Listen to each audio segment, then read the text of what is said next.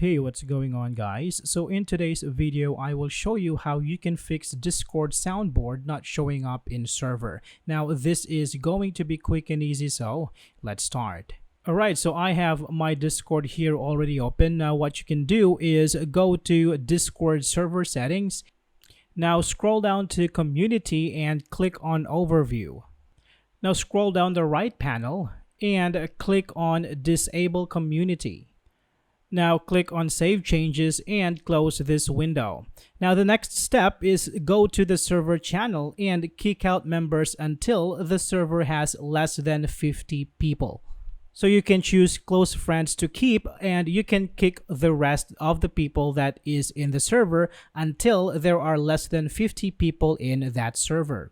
This issue is very typical for servers that has 50 members and above. So the best way to do it is to keep the members of the server below 50.